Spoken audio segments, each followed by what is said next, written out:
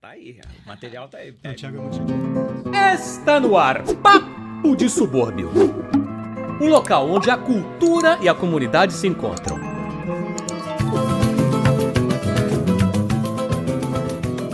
A gente está gravando aqui em maio, estamos online, mas é um dia especial por vários fatores. É especial porque maio é um mês especial. Maio é o mês dos trabalhadores, né? Maio é um mês importante. É especial porque a gente passou agora o aniversário da Beth Carvalho. Dia 9 tem um outro aniversário importantíssimo, mestre Ney Lopes, olha só. Dia 11, dia do reggae. Dia 13, aniversário de Lima Barreto, aniversário do Meia. Dia 24... E ela vem quando, ela? 24, aniversário de Madureira. Madureira. Mas, Dia das Mães.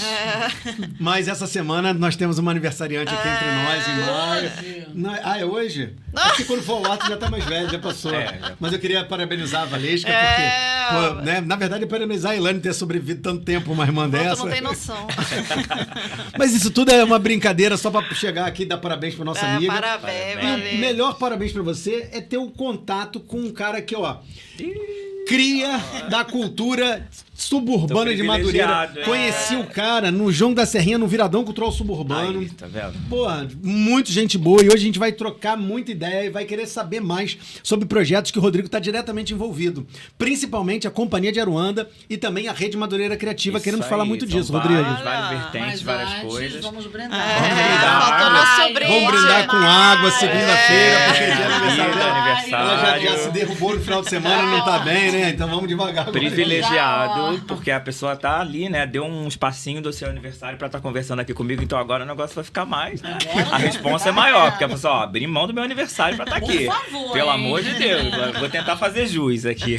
E olha que o dia foi punk. Exatamente. né? E aí a gente tem mais uma coisa que, aí, além de tudo isso que o Rafael falou, tem Dia dos Pretos Velhos, Dia 13 de 13, maio, né? é verdade. Então é um Meu mês Deus. super Esqueci. abençoado, né? Também a gente tá comemorando e ressignificando também o 13 de maio, né? A gente está agora reforçando muito mais a questão dos movimentos sociais e de todos os ex-escravizados e escravizados que lutaram para que essa data se concretizasse, né? Então, já é uma luta do movimento negro e de outros movimentos sociais de algum tempo de ressignificar essa história do 13 de maio, né? Durante muito tempo, as pessoas pensavam em rechaçar, né? Por conta do abandono, né? De uma série de coisas que as pessoas foram jogadas à própria sorte, mas hoje tem se pensado em se ressignificar e dar luz a todos esses outros movimentos que fizeram com que o 13 de maio acontecesse, né? Então, é mais uma data também importante aí. E as religiões de matriz africana também, e aí parte do movimento negro também que é ligado a isso, passou a comemorar o Dia dos Pretos Velhos, que é o dia da ancestralidade, né? Que são desses mais velhos, ex-escravos, ex-escravizados que vieram antes de nós e que pavimentaram o caminho pra gente estar aqui. Então,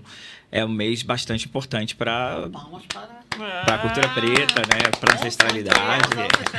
Tudo isso, né? Que no fim das contas é o que me traz aqui, né? Eu acho que tudo começa com essa questão da ancestralidade. A Companhia de Aruanda, né, que é a organização social que eu tô aqui hoje representando, que é formada por 5 outros jovens, né? Ela é da Serrinha, né, de Madureira. A gente nasce nesse território que, por si só, já é um território, né, que a gente chama agora de quase que um museu ao ar livre, né? Então, a gente nasce nesse contexto, num lugar onde vem o Império Serrano, de onde tem grandes nomes do samba, como Dona Ivone Lara, pioneiros em várias vertentes, primeira compositora dentro de escola de samba, que tem o jongo preservado até hoje, né?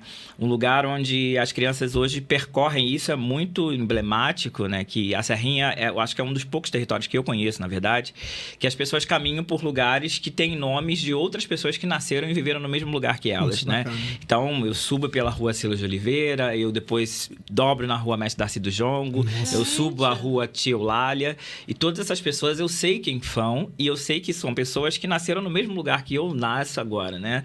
Então, quem sabe daqui a uns 50 anos, meu nome vai estar lá em alguma rua daquelas. Então, isso traz uma autoestima muito grande para aquelas pessoas, né? E mostra para aquelas pessoas que elas estão num território importante, que elas também são importantes de alguma forma, E que aquelas fazem parte pessoas... daquele território, Exatamente, né? porque a gente caminha na nossa cidade, assim, passando por ruas que têm nomes completamente alheios, que a gente não sabe quem é, de onde veio, quem são essas pessoas. E, de repente, você tá caminhando ou ter o seu endereço, né, de moradia de um lugar de uma pessoa que você viu quando era criança, como é o meu caso. Então, eu conheci Mestre Darcy, eu conheci Tia Eulália. Então, assim, hoje ver que eles dão nome a escolas na comunidade, a ruas da comunidade, é muito importante. A gente está com um projeto agora de ter uma rua Tia Maria. A gente vai conseguir daqui a pouquinho. Opa. Tia Maria, tão doce. Eu vou chegar exatamente nessa questão, Rodrigo, mas eu quero chegar através de você, né? Porque a gente precisa falar, evidentemente, de uma história de personalidades importantíssimas para o seu território, mas é muito importante que a gente entenda como a gente acessa essa história, como a gente se reconhece nela. E eu queria ouvir um pouquinho a tua experiência, né?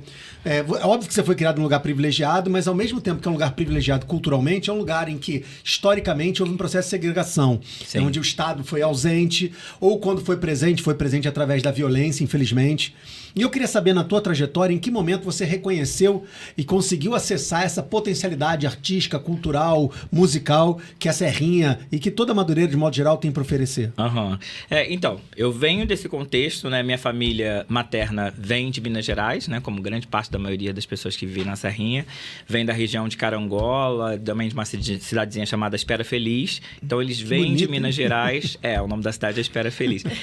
E vem de lá e vem pra Serrinha diretamente. Minha família materna. Minha família paterna, meu avô veio de Campos também, pra Madureira, pra aquela região. E aí, enfim, eu nasço na comunidade da Serrinha e a minha história com o Jongo, especificamente, ela tem quase que uma ruptura. Eu sou a geração dentro da minha família que retoma essa tradição, né? Minha avó, quando era criança, ela presenciou rodas de jongo, ela viu algumas coisas, mas ela logo se converte ao protestantismo, ela vira evangélica. E aí, tudo isso passa a ser pecado para ela, né? Então, quando ela chega na Serrinha, em Madureira, e se depara com as rodas de jongo que aconteciam, com Vovó Maria Joana, com Tia Teresa, com o Mestre Darcy, ela logo dá um jeito de dizer para eles, não vai para aquele lugar não, que aquilo ali é macumba, não é de Deus, né? Então, a geração da minha mãe, dos meus tios, eles passam completamente alheios a tudo que estava acontecendo ali, né? Então, é engraçado pensar isso, né? Que é uma comunidade relativamente pequena, né? Mas que tinham esses dois paralelos, né? Umas pessoas que estavam ali completamente inseridas e vivendo aquela tradição, e uma outra grande parte que estava ali passando por toda aquela questão da dominação do protestantismo e que estava se afastando aos poucos dessa sua ancestralidade. E aí vem a minha geração que tem contato com o Mestre Darcy, porque eu chego à pré-adolescência, adolescência, justamente no período em que ele começa a ensinar jongo para as crianças. E aí é nesse contexto escondido da minha mãe, que minha mãe não sabia, pra minha mãe eu tava brincando na rua, né? Eu chegava da escola, trocava de roupa e ia, né? Porque antigamente as crianças podiam fazer isso. Então eu chegava da escola por volta das 5 horas da tarde, 5h30, trocava de roupa e ia brincar até mais ou menos às 8 horas para depois jantar e dormir, né? Então nesse período em que minha mãe achava que eu tava brincando de alguma outra coisa na rua com os amigos, eu tava na escola República Dominicana, que era a escola à noite, que cedia o espaço para o Mestre Darcy. Eu tava lá aprendendo a dançar jongo com o Mestre Darcy escondido da minha mãe. Então, durante muito tempo, o Dário, que é um outro amigo meu que também é da Companhia de Aruanda, ele me zoa muito que eu só ensaiava, né? Eu não apresentava.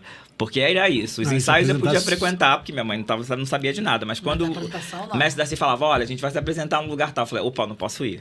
Minha mãe não sabe que eu tô aqui, então tá. E aí, durante muito tempo, eu fiquei nesse flerte com o jongo, né? Nessa reconexão que eu fui entender depois, que isso estava presente na minha família e que, durante um tempo, por conta da conversão, isso ficou longe. Muitos anos depois, com minha avó conversando e dizendo, olha, você tem algum tipo de ancestralidade aí, porque quando tinha jongo na minha família, eu me converti, me afastei, então agora vocês estão retomando isso. Então, essa tradição volta para minha família nesse lugar, através do Mestre Darcy, que teve essa iniciativa. E aí a gente percebe, e aí eu digo a gente, Companhia de Aruanda, né? Eu, Dário, Robson, Bleco, Ana, o quanto isso foi importante para nós enquanto jovens na nossa formação, né? De entender de onde nós viemos, aonde nós queríamos chegar, o quanto era importante entender de onde nós viemos, quem nós somos, qual o território que a gente ocupa, quais são os problemas que existem nesse território. E aí é nesse contexto e tendo esses acessos, né, essa visão ampliada que a gente teve a partir do contato com a tradição e a partir da tradição, podendo ir para outros lugares, viajar, fazer apresentações, conhecer outros espaços, é que a gente decide então se reunir enquanto uma organização para pensar de que maneira a gente podia usar esses patrimônios tradicionais do lugar, e aí vendo uma visão ampliada, não só a Serrinha, mas Madureira como um todo, e aí um outro nome que às vezes alguns têm um pouco de receio, mas a Grande Madureira, né? Porque dizem assim, olha, Madureira está querendo dominar tudo, porque Grande Madureira, temos que preservar as individualidades dos bairros, assim, a gente entende que é importante, mas assim, é uma questão afetiva da Grande Madureira no sentido do contato e dessa permeabilidade que existe entre os bairros, né? Porque todo mundo acaba indo ter que comprar as coisas em Madureira. Então, Madureira acaba fazendo parte de todas as pessoas que moram não só no bairro de Madureira geograficamente falando e delimitadamente falando, mas quem mora em Oswaldo Cruz, Turiaçu, quem está ali ao redor acaba de alguma maneira tendo uma relação com Madureira. Então, a gente chama de a Grande Madureira. Então, pensar essa região da Grande Madureira, como a gente poderia começar a usar esses patrimônios, essa ancestralidade, essa referência de cultura afro-carioca, né, que a gente fala que essa região é a grande referência para a nossa cidade, como a gente poderia usar isso e todos esses patrimônios para mudar, de alguma maneira, as questões sociais daquele território. Como a gente podia pensar esse território como um território potente, como um território que também tem atrações turísticas, sim, né? Como é que a gente consegue organizar esses grupos para que eles tenham um calendário que possa privilegiar cada um a sua ação de maneira que não concorram entre si e que possam potencializar cada um individualmente, né? E aí surge a questão da Rede Madureira, aí surge outros projetos como Herdeiros do Axé, Culturas Tradicionais e Juventude. Então, são projetos que foram pensados por essa juventude que eu faço parte e que vieram muito a partir dessa demanda que a gente percebeu, né? Enquanto crianças que passavam por aquele território, que entenderam a importância daquelas tradições, daqueles mestres, de tudo que a gente aprendeu ao longo da nossa infância e juventude, como é que a gente poderia, de alguma maneira, potencializar esses patrimônios, né?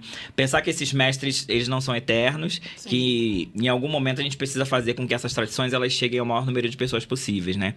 E, de alguma maneira, também precisa visibilizar cada vez mais essas tradições. Então, a Companhia de Aruanda, ela vem com esse objetivo maior de valorizar essa diversidade cultural, esses grupos que são importantes para a cultura da nossa cidade e visibilizar esses trabalhos, né? E principalmente mostrar, e aí não é nem um ensinamento da gente, né?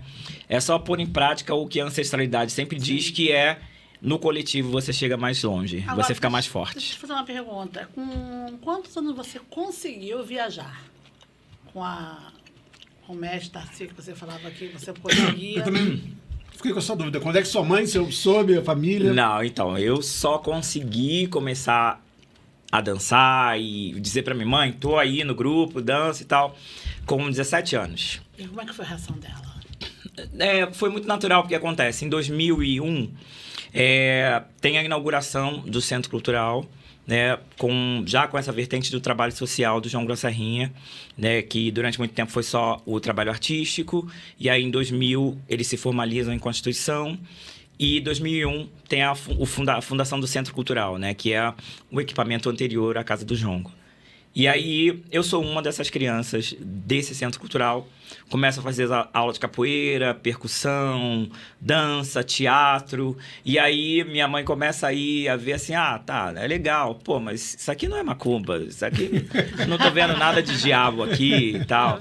Então, a gente foi amaciando aos poucos, ela foi entendendo a importância do trabalho, né, entendendo o quanto aquilo estava fazendo bem para os filhos dela, né, e para os amigos prática, do filho, né? E aí ela foi relaxando, né, então ela falou, tá, vai, pode ir, pode se apresentar, né? Mas foi um trabalho contínuo ali, né? E hoje, como é que as pessoas...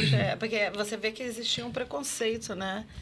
Eu não sei. E hoje, como é que as pessoas... quando veem vocês dançando com capoeira, lá né? Embaixo do Viaduto Madureira. Como é que as pessoas... Então, a história da roda em si é também pra gente desmistificar e combater esse racismo melhor, religioso, né? Porque as pessoas veem tambor e já fazem esse link com é macumba e tal. Não que isso seja um problema, macumba é maravilhosa, a gente adora macumba. Que bom que seja. Mas é preciso a gente saber exatamente o que é cada coisa, né? Pra gente não cair nesse simplismo, né? De que tudo que tem um tambor é só isso, né? É também, mas não só, porque não dá pra desvincular essa questão da ancestralidade quando a gente pensa em cultura preta, né? Mas o Fuzuê, ele vem também por essa questão da ocupação cultural e muito também por uma questão que é o enfrentamento que a gente tem do narcotráfico na região da Grande Madureira, né? O que acontece? Madureira tem 4 comunidades que a gente pensa, né? E são dominadas por facções diferentes, né? Então, o que acontece é o seguinte, quem mora de um lado, Congonha, Cajueiro, São José e Serrinha. Tá. Quem mora de um lado tem medo, né? Não existe uma proibição declarada, tipo, você não pode ir lá. Mas a pessoa fica com medo de ir lá, né? Entendi. E aí, a gente é da Serrinha, a gente teve essa oportunidade de ter contato desde sempre, desde criança, ver roda de jongo na rua e tal. Mas a gente ficou pensando assim, cara, antes de tudo isso, existia jongo também na Congonha, existia jongo também no São José. As outras comunidades de Madureira também tinham outros jongueiros, outros mestres jongueiros, né? Que, como não tinham o mestre Darcy, que fez esse trabalho de ensinar para as crianças, à medida que eles morreram, a tradição morreu com eles também nessas comunidades, né? Então, o fuzuê, levar a roda de jongo para o centro de Madureira, para debaixo do viaduto, foi também pensando na oportunidade de que essas pessoas pudessem de novo ter acesso a essas rodas de jongo e, quem sabe, voltarem a fomentar isso dentro das suas comunidades. Já que a gente tem essa fronteira e essa barreira, esse muro, que não é material, mas que a gente sabe que existe. Então, de alguma maneira, estar nesse território neutro, que é essa Praça das Mães, o viaduto de Madureira, é também uma oportunidade que essas pessoas do São José, do Cajueiro, da Congonha possam voltar a ter contato, porque é uma tradição que também existia nessas outras comunidades, né? A gente conhece muito a Serrinha porque é a única que persistiu no território de Madureira. Mas na região da Portela, na região da Praça Paulo da Portela, todas essas regiões de Madureira tinham também comunidades jongueiras, né? E aí, pensar que, de alguma maneira, as pessoas tendo oportunidade de estar de novo em contato com essas rodas, elas podem também, quem sabe, voltar a fomentar isso dentro das suas comunidades de volta, né? E aí, também uma questão política de ocupar as praças com os tambores, né? E aí, de fazer as pessoas, às vezes, se surpreenderem, né? De estarem nesse lugar. Quais os dias que vocês fazem? Fixo ou não? Como é que é? Então, a roda... A última vez que eu vi, dava fixo, né? A roda acontece sempre a terceira quinta-feira de cada mês. Ah, legal. Esse mês vai ser no dia 16 de maio. E a gente está lá há 12 anos já. Uau. Sempre na terceira quinta-feira do mês.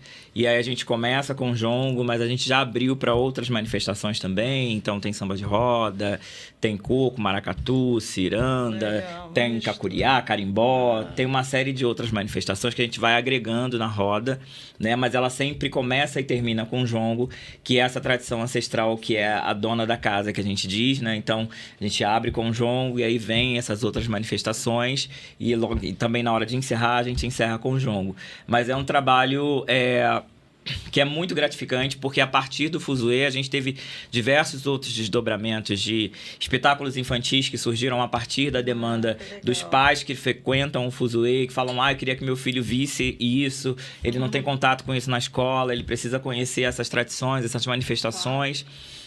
Mas é muito tarde, eu não posso trazer meu filho. Então, a partir daí, a partir dessa demanda, a gente começou a pensar um espetáculo infantil que se materializou primeiro no fuzuezinho, depois no Brincante, que é um espetáculo que a gente está circulando agora, né? Vai até junho, a gente tem uma série de unidades do Sesc Rio para apresentar. A gente tem oficinas que acontecem também no nosso espaço, que é a Casa da Aruanda. Então, tem oficinas para as pessoas que querem aprender um pouquinho mais, com mais calma e tal.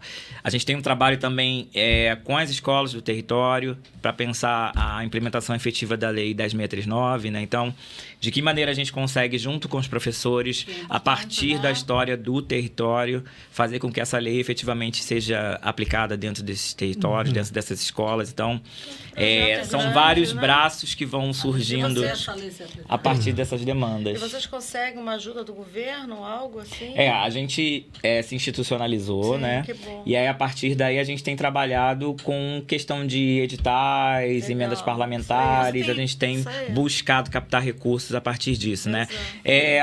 Como a realidade de quase todo brasileiro, empreendedor social, né? Que você meio que vai tendo que se adaptar e aprender essas tecnologias para conseguir sobreviver e fazer com que os seus projetos de fato se concretizem, né? Vocês fazem um projeto social super lindo, né? Você tem que pegar e você está conseguindo ver nas outras comunidades chegando? Olha, a gente tem o trabalho, um desses projetos é a Rede Madureira, né? Que a gente consegue ver isso se materializando muito mais, né? A própria questão de um calendário cultural que eles conseguiram materializar, onde todos os grupos... parece muito óbvio, né? Mas, de repente, conseguir fazer com que os grupos de um mesmo território dialoguem já é uma grande conquista, né? Só de você não agendar a sua festa para o mesmo horário e dia da festa do outro já faz uma grande diferença, porque você potencializa todo mundo de uma maneira geral, né? Então, visibilizar essas ações contínuas dos grupos através de um calendário cultural, ter um canal no YouTube onde os grupos pudessem colocar seus vídeos, se visibilizar, uma plataforma em rede social em que a gente pudesse fazer uma divulgação contínua e conjunta, né, dessas ações. Trabalho de formiguinha. E fazer com que eles se entendam enquanto um grupo que juntos e unidos eles podem ser mais fortes, até no sentido de pressão junto do poder público, né? No sentido de, essa rua de Madureira está sem iluminação, a gente está com a questão da violência em Madureira muito aumentada, a gente precisa aqui que tape esses buracos. Então, se esses grupos chegam, e aí chegam com uma moral, porque aí eu chego com o Império Serrano, eu chego com a Portela, eu chego com a Agbara Dudu, que é o primeiro bloco afro do Rio de Janeiro, eu chego com a tradição do jongo, né, com o Jongo da Serrinha, com a Companhia de Aruanda, eu chego com uma série de coletivos que são coletivos muito significativos para a cultura da cidade do Rio de Janeiro. Então, esses coletivos, com essas tradições, chegam e pedem para o poder público, olha, a gente precisa que vocês olhem com mais carinho para a região de Madureira. Isso tem um outro peso, né, do que eu, Rodrigo Nunes, apenas chegar lá e reclamar junto a uma ouvidoria para pedir mais iluminação ou um tapa-buracos, entendeu? Então, a gente acaba também conseguindo mudar não só socialmente, mas também estruturalmente o bairro por conta dessa força que se tem enquanto rede, né? Tem uma perspectiva de Ubuntu, né? Tem uma perspectiva de integração, uma perspectiva de pertencimento comunitário muito forte. Sim. E é impressionante porque eu vivenciei na prática uma parte desse trabalho da Rede Madureira Criativa que eu achei excepcional, sobretudo durante a pandemia, né? Então é importante que se fale isso. Sim. Durante a pandemia, onde uma série de agentes culturais que trabalham com a dinâmica da rua, do corpo, das pessoas, do contato. E como é que foi isso? Né? Em pleno esse processo, eles tiveram uma ideia, para mim, que foi fundamental, não só em termos de manter a integração, de continuar a conexão, mas de oferecer a possibilidade de captação durante esse período para uma opção de gente. Acho que é bacana, Rodrigo, falar um pouquinho sobre esses projetos. Como é né? que foi? A gente... em 2019, a gente começa, de fato, a Rede Madureira, que é um embrião que veio de um projeto que a gente fez em parceria com a UF em 2016. Então, a partir dali, a gente fez uma primeira prospecção de grupos e começou a afinar isso, então, de 2016 até a gente chegar à Rede Madureira Criativa em 2019. E aí, logo em seguida, vem a pandemia, né? E aí... todo mundo pego de surpresa e fala, o que a gente faz? Eu falei assim, não, então vamos adaptar tudo para o online, né? Se a realidade que a gente tem é a realidade que a gente vai trabalhar, a gente não vai parar, vamos pensar maneiras de continuar ativos e fazendo com que as pessoas consigam também sobreviver, né? Esses anos, a gente não sabe quanto tempo vai ser, né? E aí a gente começa a adaptar as aulas online, os encontros para pensar a questão de produção cultural, economia criativa, né? Como é que eu capto recursos, como é que eu faço live, vamos pensar a história do bairro, aí entra Rafael também para pensar a questão do turismo de base comunitária, né? Como é que a gente consegue instituir um circuito turístico pensando essa região de Madureira e de subúrbio, né? Que muitas das vezes não é vista enquanto lugar de turismo, né? Um lugar aprazível para se visitar. E aí outros parceiros chegam, como Guiadas Urbanas, a Carol, enfim. Isso tudo vem nesse contexto da pandemia e a gente teve um resultado muito positivo com esses encontros online, com essas lives. E foi uma maneira da gente conseguir também se manter juntos, né? E até fortalecer o objetivo da Rede Madureira, porque online a gente conseguiu ir mais longe, né? Eu acho que essa é a vantagem da gente ter passado por esse período todo de lives e de encontros online para cursos e oficinas, é que a gente conseguiu ampliar o atendimento dessas pessoas, né? Muito mais pessoas puderam participar acompanhando as lives, participando dos encontros, das aulas. A gente teve aulas, sei lá, com 100, 150 pessoas, uma loucura, né? Talvez por conta desse online, onde as pessoas puderam adaptar sua realidade diária. Até vocês faziam... A gente tinha encontros via plataforma, no caso a gente usou o Google Meeting, e a gente fazia lá os diversos conteúdos a partir do Google Meeting. A gente mandava uns links, tinham as inscrições. Olha, hoje a gente vai ter captação de recursos. A gente contratava o professor que estava lá e tinha um período de inscrição, e aí as pessoas se inscreviam para estar naquele período com aquele professor para saber mais sobre aquele assunto. Isso aconteceu também com a questão do turismo de base comunitária, em que a gente dividiu em 2 eixos, né? A gente fez um primeiro eixo para pensar a história do subúrbio, daquela região da Grande Madureira, que foi aí o Rafael entrou com a gente para fazer toda essa parte, e depois a gente fez com o Wilson e com a Carol uma parte prática, que foi da gente pensar como instituir um circuito turístico para aquela região da Grande Madureira, né? Que lugares elencar, como é que se faz o guiamento, por onde começar. Então foi um trabalho bem bacana que durou mais ou menos 2 anos, que foi o período que a gente ficou em pandemia. E hoje vocês continuam com esse... A Rede Madureira continua, a gente não online mais, a gente voltou a fazer atividades presenciais, né? E agora a gente está retomando as reuniões de rede, porque a gente tem esse eixo de formação e a gente tem esse eixo de articulação e fortalecimento de rede, né? Então, a gente está voltando com as reuniões de rede, que a gente faz geralmente uma por mês, que é justamente para a gente estar presencialmente conversando, entendendo quais são as demandas individuais, porque a gente entende que existe uma demanda que é coletiva, mas a gente precisa também olhar para as individualidades, né? Para a gente entender de que maneira esse coletivo consegue ajudar individualmente cada grupo que faz parte dessa rede para entender suas demandas. Então, a gente tem essas reuniões mensais, presenciais, e fora isso a gente tem também oficinas que agora estão se desdobrando em oficinas artísticas também, né? E a gente tem uma vertente agora de um festival anual que a gente faz para visibilizar toda essa potencialidade cultural de Madureira, que é o Festival Madureira, que já está no seu 2º ano. A gente fez 2 anos de Festival Madureira. Eu ia pedir pro Tom, quando puder, colocar a rede do Madureira Criativa, para a galera conhecer, né? Depois também da própria Companhia de Aruanda, mas queria botar o da Rede Madureira Criativa primeiro para falar que todo esse material, com muita qualidade, aulas com convidados, está disponível. Eles criaram um Google Classroom, botaram todo esse material, indicação bibliográfica, e está disponível no YouTube para quem quiser acessar. Então é um trabalho de democratização mesmo. Olha só que bacana, exatamente. Então, olha aí.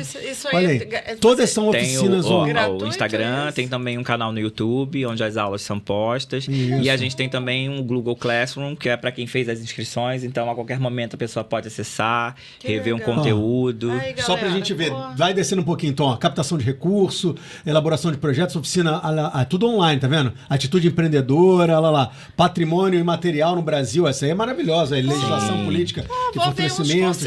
Entendeu? Nova Lei Rouanet. Cara, os caras estão mobilizando isso, estão disponibilizando isso pra galera. Que é além, obviamente, das atividades culturais, né? Olha ali o viaduto ali que a gente tá falando. O viaduto de Madureira é um local de resistência, né? Madureira é um local de resistência. O viaduto é um caso engraçado de um simples viaduto que se tornou um grande equipamento cultural, né? Hoje, durante muito tempo, Madureira não tinha um teatro, né? Teve lá o Zaquias Jorge, né? O Teatro Madureira, depois foi fechado. E antes da Arena, a gente não tinha um teatro, né? Hoje a gente tem a Arena Fernando Torres, mas não tinha equipamento cultural formal para essas artes cênicas, né? E durante muito tempo o viaduto ocupou esse lugar, né? De ser esse grande equipamento que foi instituído e elevado a esse status pela população e pela ocupação cultural que aconteceu ali. Importante que se diga que ele não foi elaborado para isso, né? Não, foi uma apropriação em função da demanda da comunidade. É uma ocupação de um espaço ali, tá vazio, tem uma certa proteção aí do tempo, com a cobertura, vamos ocupar isso aí com charme, com samba, com jongo, com capoeira, com tudo. Então, dependendo do dia, do mês, você encontra uma coisa embaixo do viaduto de Madureira acontecendo. Então, hoje é o grande equipamento cultural de Madureira, é o viaduto de Madureira. Deixa eu só entender, porque eu sei que são articulações diferentes, mas você é o melhor cara para explicar isso pra gente. Porque tem o Fuzuê, tem a Aruanda, tem a Rede Madureira, tem vários outros projetos que você participa, citou. Mas eu queria saber como de certa forma, se conectou ao outro, potencializou aquele. Como é que essa Na verdade, eu acho que todos saem de um mesmo lugar, que é a Companhia de Aruanda, né? Sim. A Companhia de Aruanda, que é essa organização social que é formada por esses 5 jovens que vêm da Serrinha, né? Que sou eu, Rodrigo Nunes, Robson Soares, a Ana C, Dário Firmino e Leco Lisboa, né? Nós somos... Todos contemporâneos, todos juntos, todos criados no mesmo... Todos de uma mesma geração, que teve contato com o mestre Darcy, que foram as crianças... quem for pesquisar aí, Jongo da Serrinha, lá na primeira temporada, Carlos de Gomes, 2001... vai ver um monte de criancinha dançando no palco. Essas criancinhas éramos nós. E aí essas crianças crescem, e aí a partir desse momento a gente começa a olhar para o nosso território e pensar de que maneira a gente consegue mudar ainda mais a realidade do nosso território. E aí pensando não só a nossa comunidade, mas o nosso bairro como um todo. E aí os projetos vêm surgindo. Então, tudo isso que você falou são projetos, né? A gente vai vendo as demandas e vai pensando em projetos. Primeiro vem o Fuzue, por conta dessa questão de, tipo, a gente tem 4 comunidades, todas tinham jongo, hoje não tem mais. Como a gente consegue retomar essa tradição nessas comunidades? Vamos fazer uma roda de jongo num território neutro. Bom, a gente não está articulado politicamente para juntar esses grupos culturais da região da Grande Madureira, que a gente sabe que são muitos e que a gente sabe que tem um potencial turístico, cultural grande para a cidade. É um ativo que a prefeitura usa quando quer, né, quando é conveniente para ela, mas como é que a gente pode inverter esse jogo e a gente chegar e pondo o pé na mesa e dizer, olha, a gente quer isso. Então, se articula em rede, cria a Rede Madureira para isso, para se tornar mais forte, né? E a partir daí também, a Companhia de Aruanda começa a pensar projetos socioculturais também. Então, a Escola de Patrimônio Imaterial, que é um projeto que pensa não só a cidade do Rio de Janeiro, mas culturas tradicionais de regiões do estado do Rio de Janeiro. Então, é um trabalho que a gente faz em Madureira especificamente, também em Itarituba, que é uma região de Paraty, que tem a ciranda caiçara, que é a mais antiga ciranda caiçara que a gente tem no Brasil. A gente está em Quissamã também, com a comunidade Machadinha, que tem o jongo, que tem lá as senzalas dos ex-escravizados ainda preservadas, que as pessoas moram dentro dessas antigas senzalas. A gente tem o Grupo Zé Mussum, que fica em Magé. A gente está em Guapimirim. Então, é um projeto que pensa esses patrimônios imateriais do Estado como um todo, né? De que maneira a gente consegue preservar e pensar essa relação de patrimônio e cultura tradicional com juventude, né? Como é que a gente consegue linkar isso? Porque é uma grande reclamação que a gente ouve dos mestres, assim, a juventude não se interessa, não quer aprender, né? Então, a partir disso, a gente fala, então como é que a gente faz? Será que não quer mesmo? Né? Então, a gente vai procurar essa juventude para entender se, de fato, eles não têm interesse ou se a maneira de comunicar é que não está tão interessante assim. E aí, a gente consegue juntar. Eu não sei se é verdade, mas, assim, era carnaval, né? Então, eu era jovem, estava no carnaval. E lá em Ouro Preto, as repúblicas, né? Embaixo, eles diziam que eram as senzalas. E quando você entra nas repúblicas, lá embaixo, onde eram as senzalas, eles fizeram boate. Mas, assim, não tem nenhuma janela. Sim. É uma coisa bem sufocante. Né? Que o ambiente a gente tem que subir para poder dar uma respirada. Sim, eu fiz o circuito histórico lá, Ouro Preto, Mariana. Se isso era verdade ou não. Eu fiz esse circuito, né, quando eu fiz Ouro Preto, Mariana, Congonhas e tal, e realmente tem lugares que são, tipo, muito claustrofóbicos, né? E aí, pra mim, que sou negro, assim, entrar nesse lugar me dá meio que eu não consigo ficar muito tempo. Eu já não conseguia ficar muito tempo lá. Eu falava assim, mas aqui eram as senzalas? E a parte ruim, que não é engraçado, né? É que fizeram uma boate disso. Isso nunca poderia ter sido uma boate. Eu acho que isso não é um local divertido. Sim, mas é importante, assim, acho que é isso. A gente tem que deixar esses lugares ainda, né, preservados para que a gente não repita, né? A gente olha as condições insalubres que as pessoas eram submetidas, né? Então, mais com um sentido de alerta da gente nunca esquecer as atrocidades que aconteceram, né? E para que a gente não consiga voltar. Então, é importante que alguns desses lugares sejam preservados nesse sentido, né? Não glamorizar, né? Porque não tem nada de glamour ali, né? Pegar alguma coisa da escravidão, botar como uma peça de... não dá para ter saudosismo disso. Em hipótese alguma. Em alguns restaurantes de Ouro Preto eu via isso. A gente teve casos aqui no estado do Rio de Janeiro mesmo, né? Das pessoas fazerem encenação de escravizados e de botar roupas, enfim, Vale do coisas Paraíba, que... exaltar a ideia dos barões do café. Né? Exatamente. Algumas fazendas que mudaram para esse viés turístico, e você né? Vê que ainda não acabou. Você vê o caso da Samara Filipe agora, né?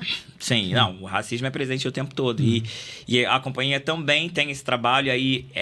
mais voltada para essa questão dentro das escolas, de pensar de que maneira a gente consegue, a partir dessas tradições, também ter um combate a esse racismo estrutural, religioso. Enfim, a gente tem caso de uma aluna nossa, né, de um desses colégios que a gente atuou durante um tempo, que ela mentiu que estava com leucemia, porque, na verdade, ela tinha se iniciado no candomblé e precisou raspar a cabeça.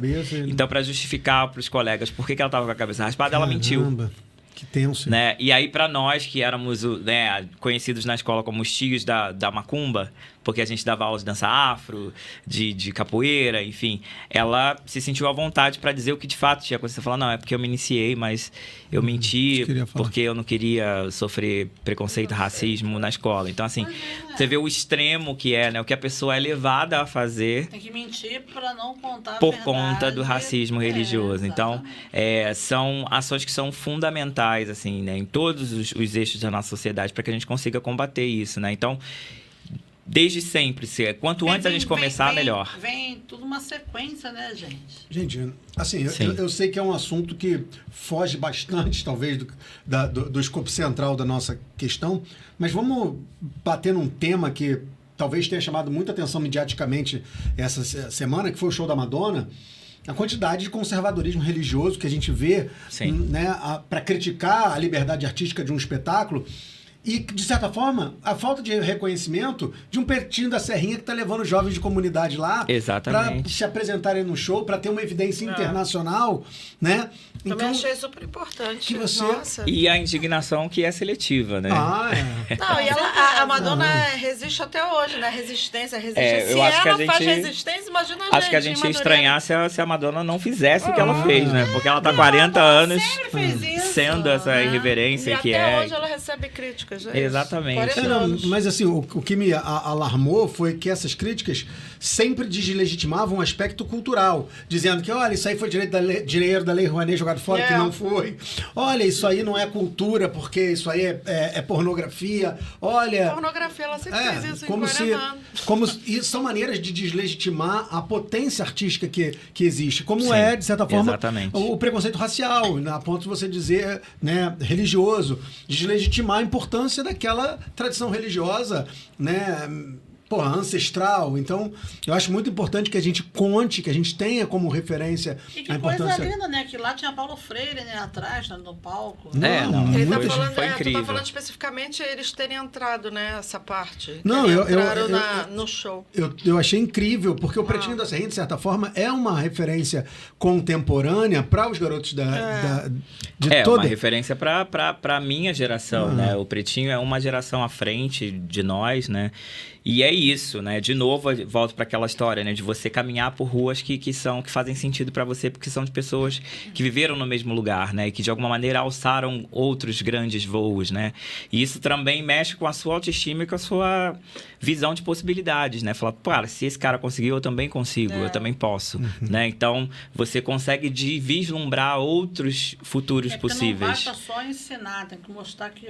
Teve alguém que chegou também. Exatamente. E aí enfim, hoje é isso, mas a Serrinha hoje virou sinônimo de grife, né? Então, as pessoas botam o seu sobrenome, né? Então, é o Pretinho da Serrinha, que é um grande músico, é o Tiaguinho da Serrinha também, que é um outro grande músico, Fofão da Serrinha. Então, assim, o da Serrinha é sinal de qualidade, né? Virou marca, assim, tipo, eu venho de lá, então tem qualidade, né? Porque a Serrinha virou cultura, né? Exatamente. Na verdade, é isso, né? A Serrinha sempre foi um celeiro de muita cultura, né? Cultura ancestral, de base, com fundamento, né? E aí, por isso, formou esses grandes artistas maravilhosos, enfim. Eu ia pegar um gancho dessa ancestralidade porque eu acho lindo Companhia de Aruanda, né? Porque se conecta a ancestralidade, a potencialidade, ao poder, à tradição, aos orixás, a força de conexão, né, presente entre, né, o mundo físico, a terra e o mundo espiritual. E eu queria saber como é que surgiu esse nome. Como é que foi a gente estava nesse momento de formalização, que foi lá em 2008... a gente estava justamente pensando no nome. A gente falou, cara, a gente precisa de um nome, mas qual vai ser esse nome, né? Então, enfim, veio uma chuva de ideias e aí um dia a gente falou assim, cara, por que não Aruanda? Né? Porque Aruanda é essa morada mítica, né? É o lugar onde a ancestralidade vive. A gente está pretendendo ter um trabalho que é todo ligado a essa questão da ancestralidade, da cultura preta, de quem veio antes, né? De reverenciar esses grandes mestres. Esses mestres, nessa visão, né, das culturas e das religiões de matriz africana, eles estão em Aruanda, então acho que não tem outro nome senão esse. E aí todo mundo bateu o martelo, então ficou a Companhia de Aruanda pensando justamente em trazer o tempo todo, até no nome, essa questão da conexão com a ancestralidade, com quem veio antes e levar isso adiante também. E aí uma maneira também de a gente dizer, olha, a gente é assim de cultura preta, a gente tem essa ligação afro-religiosa e tá tudo bem, e é isso mesmo, e a gente vai levar esse nome e essa bandeira aí, né? Então, o nome, acho que quando veio Aruanda, assim, todo mundo bateu o martelo dizendo que sim, e desde então, Companhia de Aruanda. E é uma pergunta, falando em racismo religioso atualmente, né? A gente tem um crescimento, sobretudo no Rio de Janeiro, no Brasil, né, de religiões de matriz neopentecostais, para fazer um contraponto às africanas, que obviamente elencam um algoz, um inimigo, para conseguir, né, se exaltar, ter espaço, e que, de certa forma, criam essa ideia pejorativa das religiões, né, afrodiaspóricas ligadas ao mal, ligados... Né?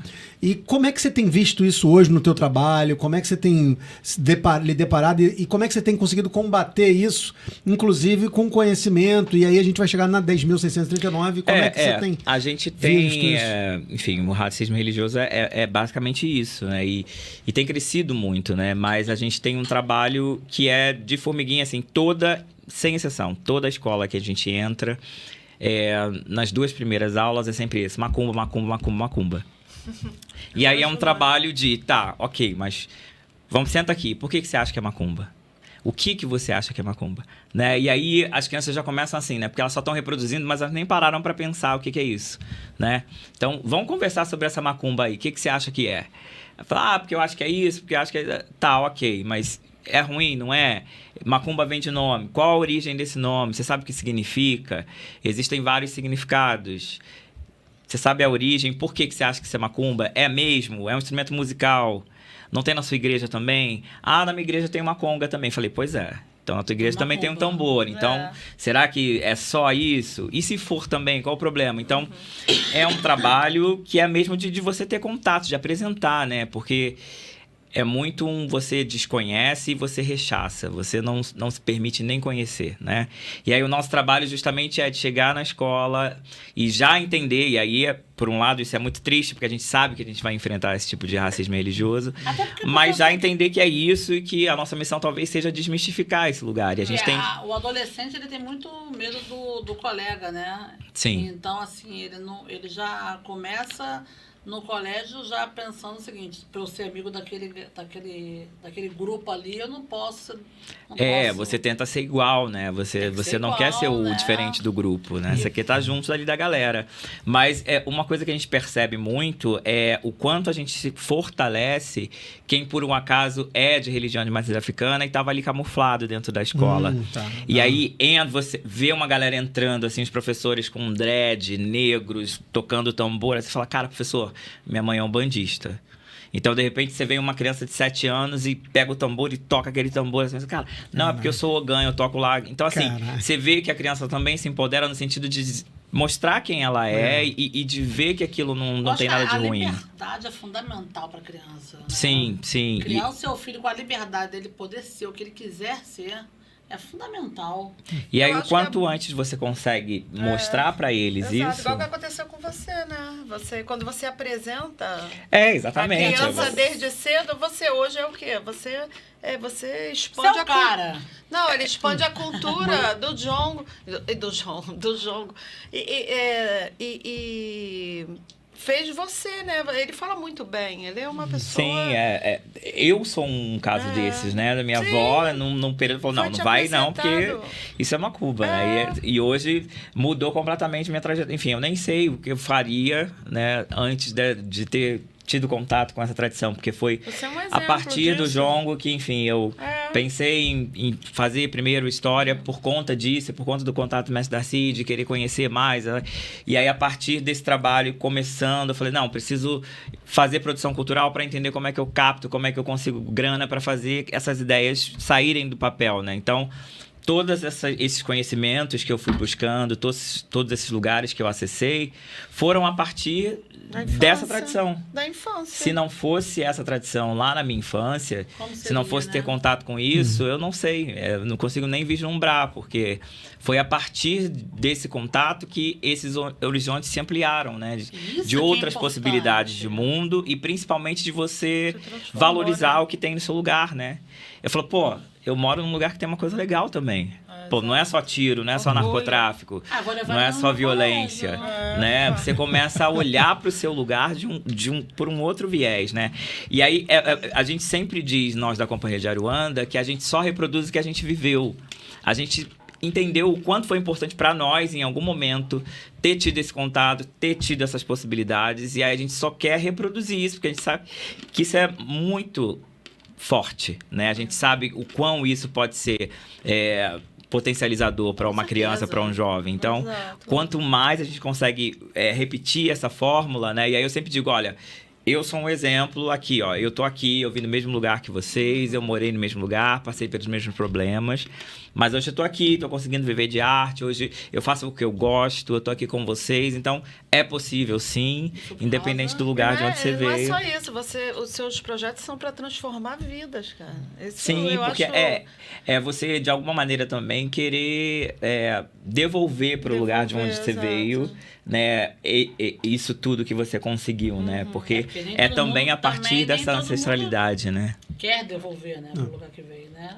A legal. a receptividade nos colégios, onde vocês vão fazer a atuação com as direções, é tranquila? A gente hoje é muito tranquila, né? Mas porque as escolas, eu acho que em algum dado momento, elas ficaram muito traumatizadas, né? Sim. Com essa coisa tanto de receber gente que não é do corpo docente dentro da escola, quanto de sair com aluno para explorar a cidade como um todo. E isso foi muito prejudicial para a educação como um todo, né? Porque a gente sabe que a educação ela é multilinguagem, né? Então, foi um trabalho de formiguinha, de procurar as histórias do território, de conversar sobre, de dizer quem nós somos, o que a gente queria, né? E aí faz como a primeira escola, e essa diretora da primeira escola fala, olha, é um trabalho legal, pode receber aí também, né? Então, a gente tem muito essa parceria com as primeiras direções para conseguir fazer com que as outras escolas abram suas portas e nos recebam também. E hoje a gente tem uma demanda que a gente não está nem conseguindo quase abarcar, né? Bacana. Porque é muita escola solicitando o tempo todo. Não, mas eles vão pra minha escola. Né? E a gente fala, calma, gente, vamos lá, vamos fazer um calendário aí pra gente conseguir atender todo mundo. Então, a gente fica muito feliz também de entender que a escola percebeu, primeiro, o território incrível que ela está situada, né? Entender que existe toda uma cultura, uma tradição e um material que pode ser usado dentro das escolas, né? Dentro do território em que a escola está inserida, né?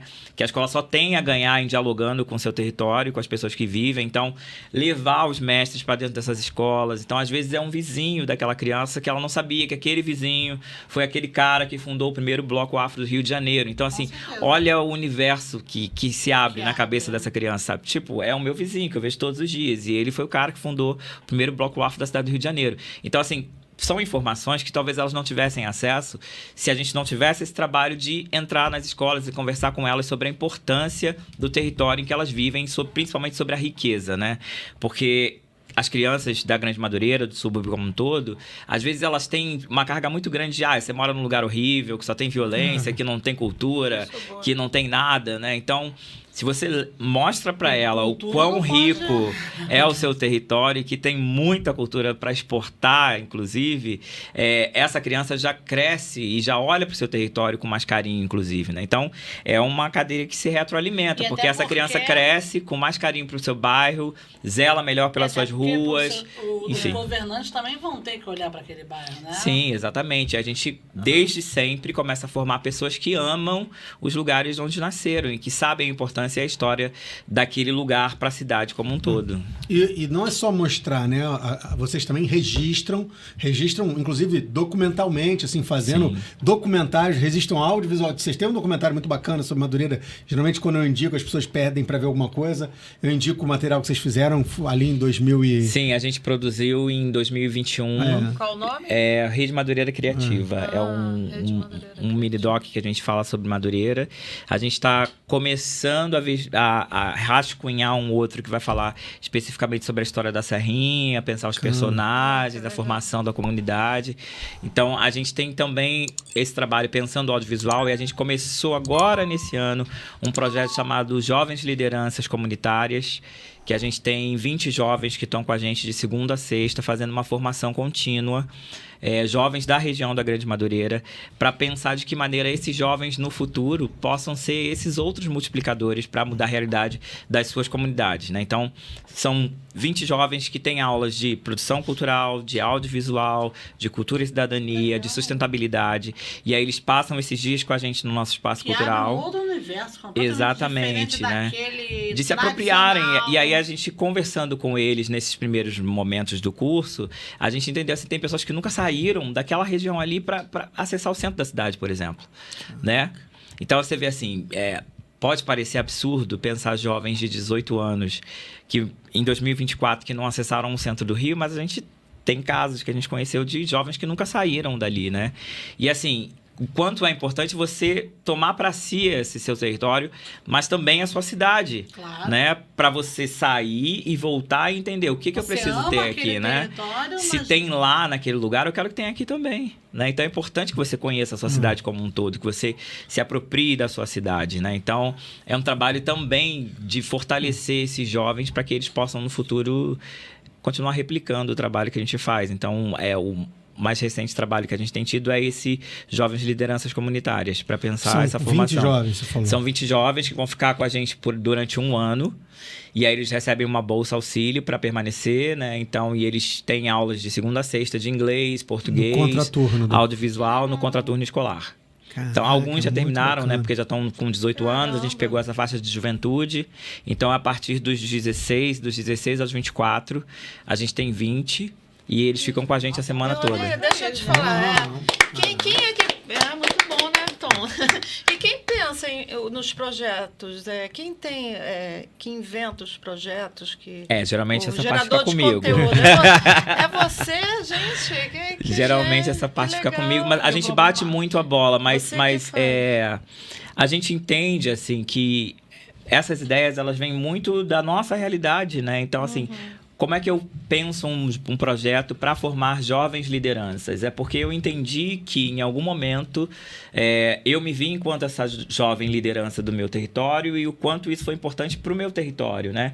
Se a Companhia de Aruanda existe, se hoje eu desenvolvo todos esses projetos, é porque, em algum momento, eu tive contato com essa produção cultural, com o audiovisual, com a elaboração, com a captação.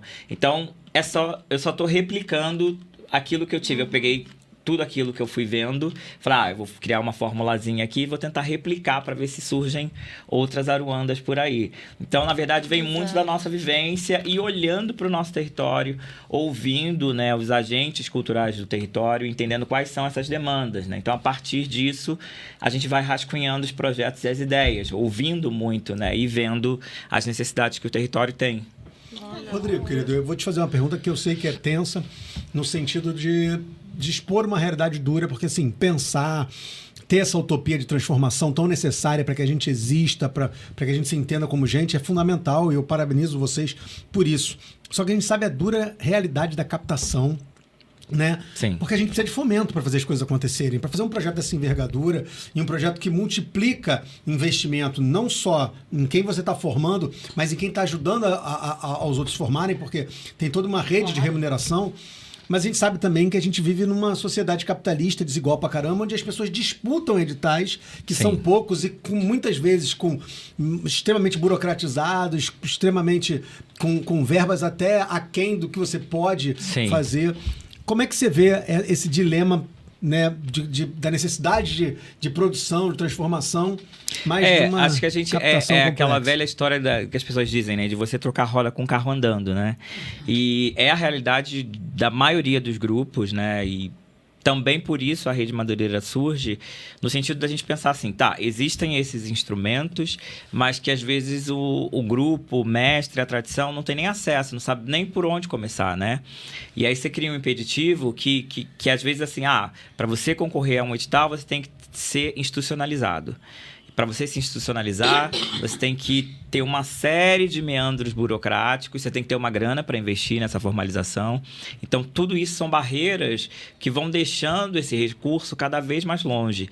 E aí, se você, de repente, consegue se formalizar, ter um CNPJ para concorrer àquele edital, você não consegue entrar porque vai sempre para a região do Centro-Zona Sul, né? As grandes produtoras, quem sabe como escrever, quem sabe como captar, quem sabe quem procurar, né? Porque quando você pensa em captação, você tem também essa coisa das redes de relações, né? Você é filho de quem, você estudou aonde, e isso facilita muito na hora de procurar as grandes empresas para conseguir esses patrocínios privados, principalmente, né? Então, uma maneira que a gente tenta de combater isso é mostrar que essas ferramentas existem, né? Então, as formações de captação de recursos, para explicar o que são essas leis de incentivo, o que são os editais, como é que eu consigo me formalizar, qual a diferença do MEI para cooperativa, para associação, para empresa com fins lucrativos. Enfim, a gente vai dando essas formações, vai trazendo essas ferramentas para mostrar esses caminhos, né? E de alguma maneira tentar também. Então, a gente tem também um pequeno escritório de apoio a projetos em que a gente ajuda esses grupos a escrever esses projetos, né? Então, tem editais específicos. Então, geralmente, a gente posta lá na nossa página, nos grupos que a gente tem com os empreendedores do bairro. Fala, galera, olha, abriu esse edital aqui. Quem quiser e precisar de ajuda para escrever, procura pela gente. Então, as pessoas vêm com as suas demandas e aí a gente ajuda a escrever, ajuda a pensar a planilha e tal para concorrer. É o que a gente conseguiu pensar para tentar, de alguma maneira, fazer com que esse dinheiro chegue até esses grupos. Mas a gente sabe ainda que é muito difícil, né?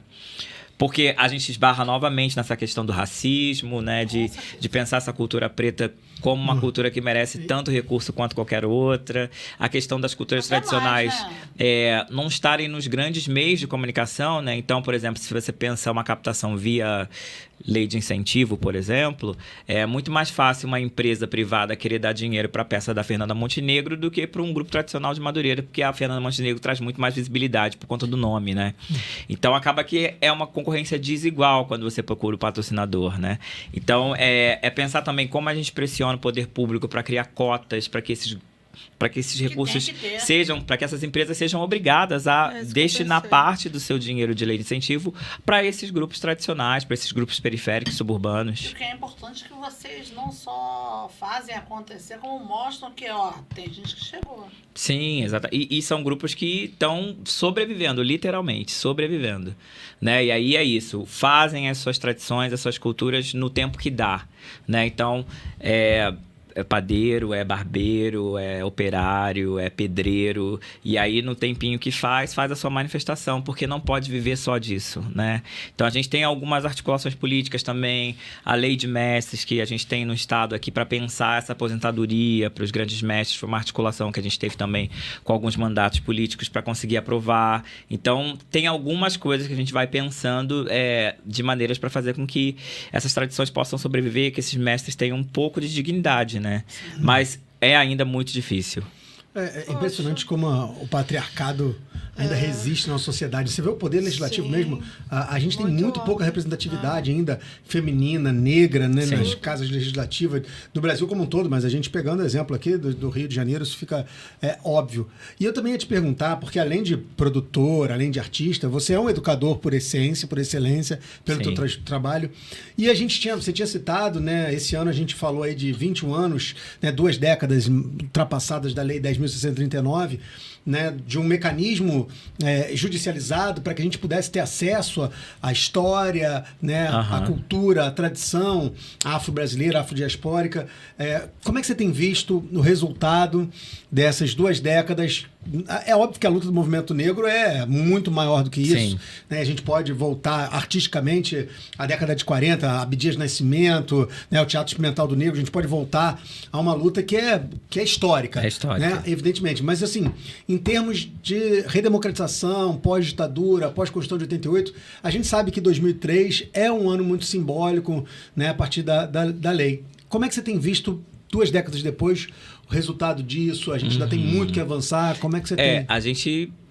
Passos de formiguinha, né? A gente tem muito que avançar e eu acho que um grande caminho que a gente está tentando mostrar com a questão, tanto a Companhia de Aruanda quanto a Rede Madureira, é mostrar que esses grupos tradicionais, que as culturas locais, que as culturas do bairro, que os moradores mais antigos, eles podem ser grandes aliados dessas escolas para a aplicação efetiva dessa lei. A gente sabe que, na prática, essa lei ela ainda é infimamente aplicada, né? Geralmente, no mês de novembro, alguém fala, chama o professor de história ou o professor de artes para fazer alguma coisa, faz uma feira cultural aí. Exatamente. Né? E aí a gente tem um trabalho também de pensar a formação desses professores. Então, a gente pensa seminários para de que maneira você consegue aplicar essa lei, né? Então, você pega lá, vamos pensar matemática. Como é que matemática pode também trabalhar a questão da Lei 10.639, né? Como é que pode ter essa perspectiva afro, né?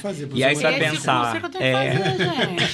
Você pega as rodas de jongo, por exemplo, aí você vê, a partir da roda de jongo, você vai pensar raio, você vai pensar a velocidade do giro da saia de chita quando a pessoa dá uma umbigada. Então, assim, de que maneira... Nessas ciências duras também, que são as disciplinas que têm mais resistência, nesse sentido de que também têm que ser aplicadas nessas disciplinas, a Lei 10.639, como é que eles conseguem? Porque também o professor fica muito vendido, né? Porque institui-se uma lei de cima para baixo, tem que ter.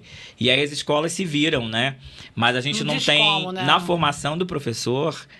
Essa lei agora, tem pouco tempo, assim, eu fiz História na Unirio e tive História da África, eu fui a primeira turma que teve no currículo História da África, né? E isso em 2005.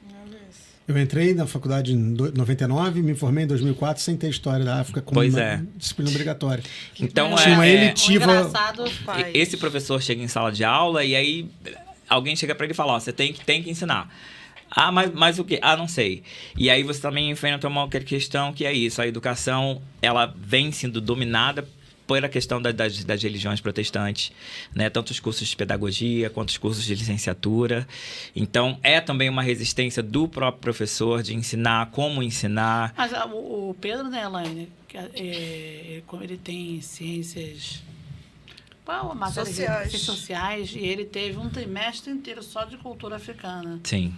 E o mais engraçado, tipo assim, que meu filho... esse é Pedro II. Pedro II, Varejo. Ele teve um trimestre inteiro. E cada vez que ele estuda, eu falo pro Rafael, né? Cada vez que ele estuda, ele se torna, tipo assim, se aquilo ali tem resistência, ele vai ser aquilo para mostrar para as pessoas que não é aquilo que acontece. Sim, sim. Então, ele passou uma parte do tempo, ele não acreditava em Deus. Depois ele apareceu, agora ele é da macumba. Aí eu falo assim para ele, cada vez que ele estuda uma parte da história... Mas eu já aprendi, o Pedro, ele quer mostrar para você que aquilo dali não é o que você pensa. Sim. Então ele se torna aquilo e mostra para todo mundo dentro de casa o que é aquilo, a pessoa da Vira um rua. multiplicador daquilo. Vira um Ele multiplicador. vira multiplicador. Ele mas teve isso uma época que ele foi muçulmano. Tá aí. Então, é isso, entendeu? Assim, porque a Mas criança essa em si, escola ela não tem tem esse preconceito, né? Não tem. Quando ela Até porque ele tem é mente contato, livre, né? Aqui em casa eu deixo ele muito livre para ele ser o que ele quiser. Mas aí, como ele é de uma escola do Pedro Também II... é ruim, né, Peraí, isso, Valesca, né? que apresente isso pra ele, ok, mas não é a realidade das escolas. Ele é isso que apresentado você pra tá ele. falando. Pensando as Esse escolas é uma municipais, exceção. estaduais, é uma outra realidade, né? E aí é isso, não dá para você colocar 100% da responsabilidade no professor, nem na Não. direção, acho que é um conjunto de coisas, né? E aí a gente tenta, de alguma maneira, oferecer essa mão amiga, dizer assim, cara, vamos lá, vamos junto, né? Porque para nós também é importante que você aplique efetivamente essa lei que existe, né? Porque a gente sabe o quanto vai ser importante para a formação dessas crianças, né? Então, a gente está aqui, aí Madureira especialmente, a gente está num território que é rico culturalmente, né? Que a gente pode pensar em trazer os mestres das baterias das escolas de samba, a gente pode pensar em trazer os blocos afro, a gente pode pensar em trazer a Tiaíra Rezadeira, que é hoje a jongueira mais antiga viva, né? Na comunidade da Serrinha. E que está lá no auge dos seus 85 anos, lúcida, dançando. Fez um festão agora em março, que ela fez aniversário. Gente, eu vou lá. Festão com samba, com jongo, com maravilhoso. Intimamente ligada. Enfim, foi filha de santo de vovó Maria Joana e hoje herdou essa questão da liderança religiosa, né? Sempre teve ligado ao Império do Futuro também, uma história muito bacana. Sim, os parentes da família dela fundou a primeira escola de samba mirim do Brasil, que é o Império do Futuro. Então, Tiaíra tá lá, viva, lúcida, dançando jongo, cantando, sambando. Então, assim, ter uma Tiaíra em Madureira e não levar ela para a escola é um crime. Sabe?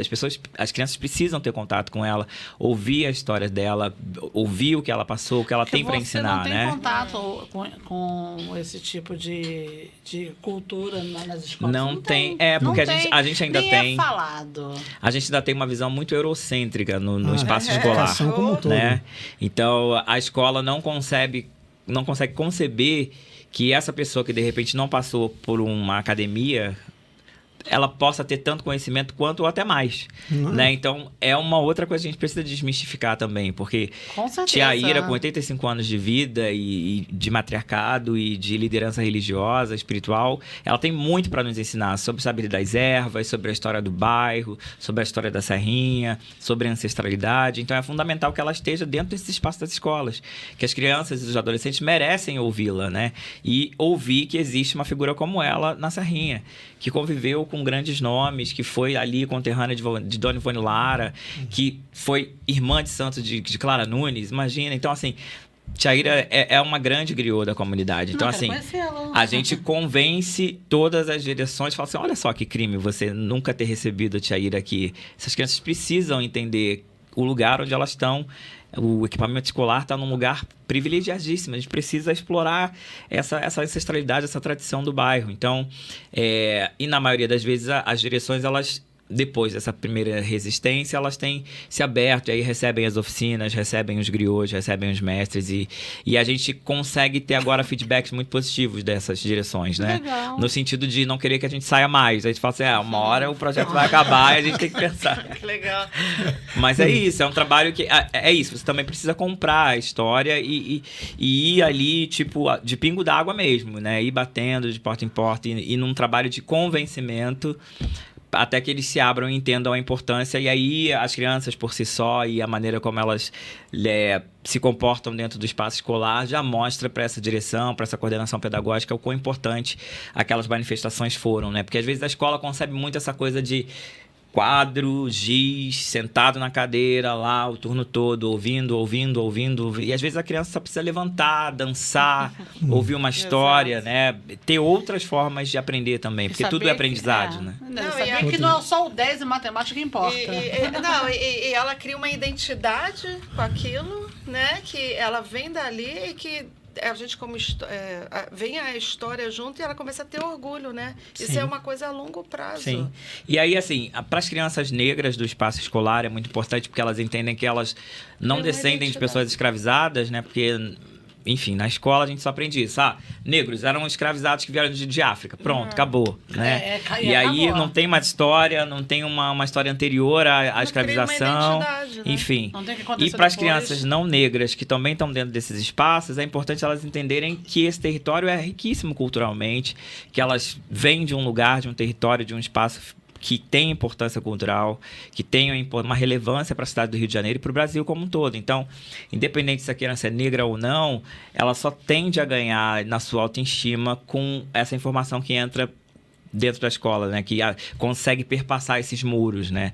E, na verdade, é essa grande barreira, não só física, mas simbólica também, né? Que são esses muros da escola que a gente precisa, de alguma maneira, junto, né, com as direções, desconstruir, né, derrubar esses muros para que a escola consiga dialogar de fato com os territórios.